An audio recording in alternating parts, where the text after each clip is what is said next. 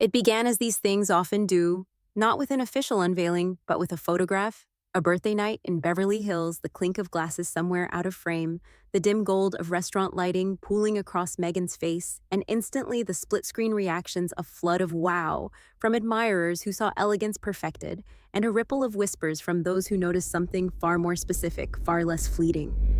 The jawline was sharper, the cheekbones fuller, yet impossibly defined the once familiar Markle nose, a feature long linked to her father, and by extension to a working-class narrative, replaced by a slender, high-bridged profile that seemed airlifted from an old European portrait. From one angle, it could be the work of careful makeup, masterful contouring, and the soft focus effect of flattering light. From another, it read like a permanent rewrite of the face she had worn for decades.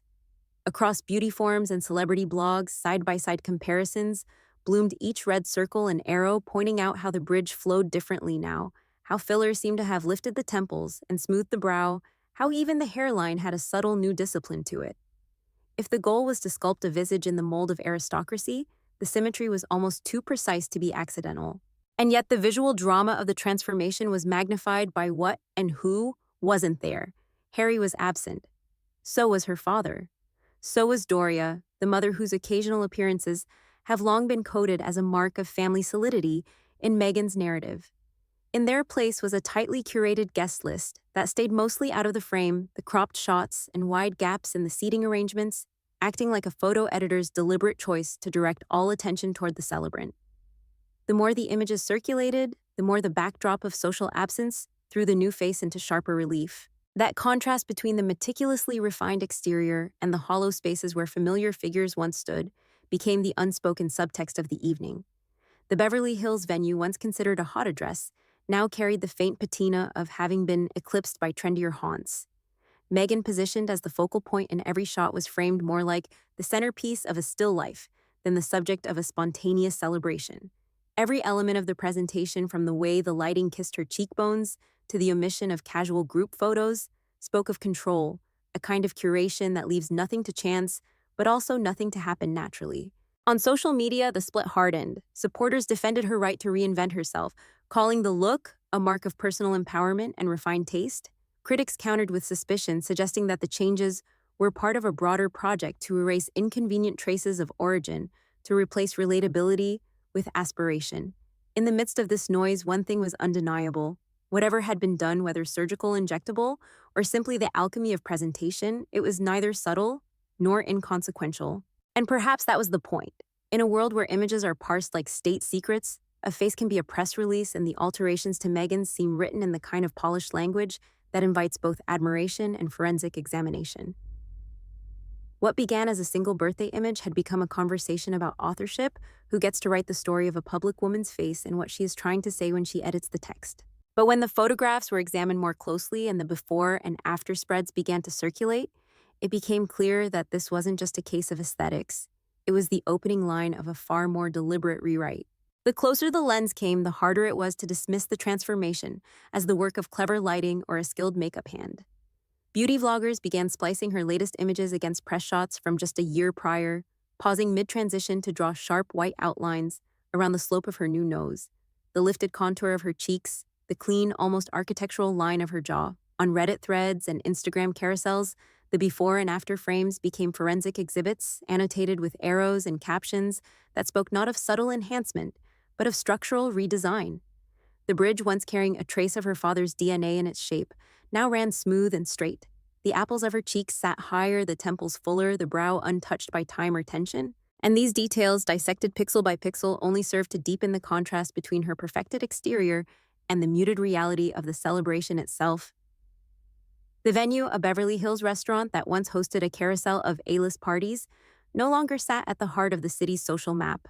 More telling still was the seating arrangement. Meghan, photographed at a table that looked curated for composition rather than conviviality, was notably absent from the rooftop level, the section that still carried an unspoken badge of social cachet. Around her, the handful of guests captured in frame were posed like extras in a tableau, while the rest of the crowd, whoever they were, remained entirely out of sight. The absence of certain faces was impossible to ignore. No Harry leaning in for a candid smile, no Doria caught mid-laugh. No father in the background, only curated company selected.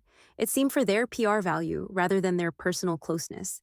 Even the birthday wishes that made it into the public stream read more like crafted blurbs than affectionate messages, their polish a little too symmetrical, their warmth a little too controlled.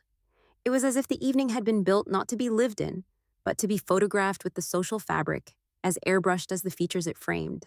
In the narrative forming online, the location, the lighting, the edits, and the company were all components of the same machine, a tightly managed presentation that left no room for spontaneity, no risk of an image that didn't fit the brief.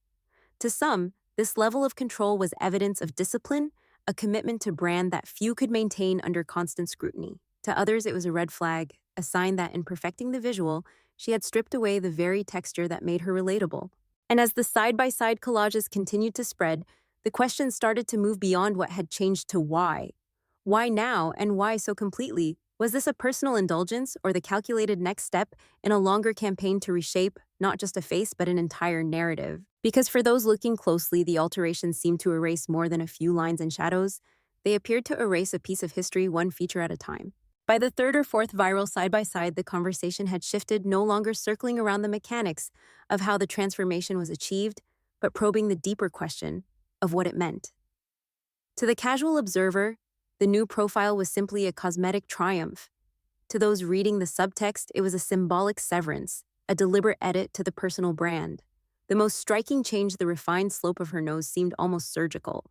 In its messaging, gone was the Markle nose, a feature long associated with her father and, by proxy, the working-class lineage she had once been scrutinized for.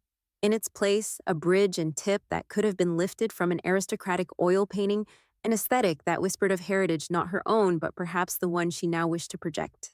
It was here that the theory of a calculated rebrand began to take root.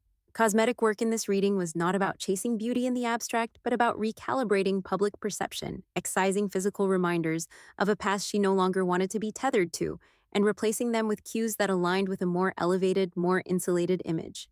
In branding terms, it was the equivalent of a logo redesign, subtle enough to be absorbed without shock, yet decisive enough to signal a shift in identity. This interpretation cast the rest of the birthday scene in a sharper light. The carefully edited guest list, the absence of long-standing personal anchors like Harry or Doria, the presence instead of acquaintances with media utility, all of it began to look less like coincidence and more like staging. The table setting was pristine but not intimate. The conversations, if any, never made it into the public domain. Even the choice of venue, a restaurant past its social peak, took on a certain logic still luxurious to the uninitiated, but controllable quiet, a set where every frame could be owned. In this context, her physical transformation became inseparable from her social one, a refined face paired with a refined circle, smaller, sharper, less porous to the outside world. Supporters lauded it as a sign of maturity, a natural evolution for someone who has endured relentless public intrusion. Critics saw it as calculated distance, a pivot away from relatability toward a curated untouchability. And yet, the more this narrative took hold, the more it hinted at a paradox. Because in curating herself into an object of aspiration, Meghan might also have been edging herself into isolation, a place where the perfection of the image stood in inverse proportion to the warmth of the connections behind it. The next chapter of this transformation would not be told in before and after photos, but in the small cracks where image and reality no longer matched. And those cracks were already starting to show. If the rebrand was meant to elevate, to place her image just beyond the reach of casual familiarity, the birthday itself exposed the price of that altitude.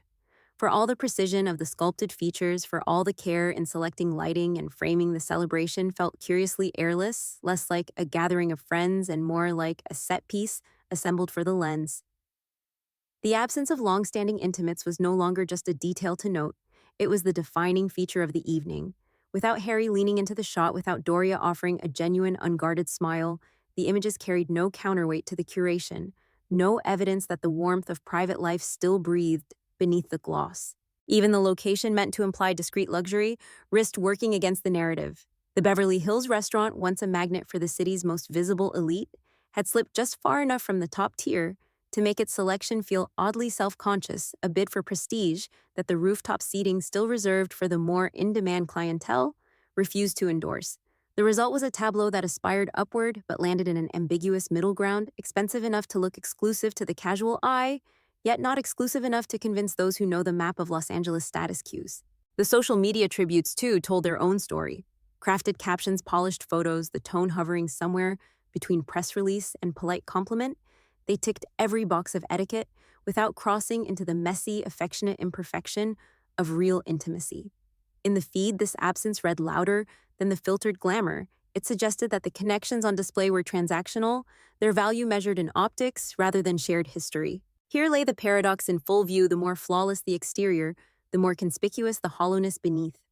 A face remade to project aristocratic composure, an event designed to reaffirm her elevated standing.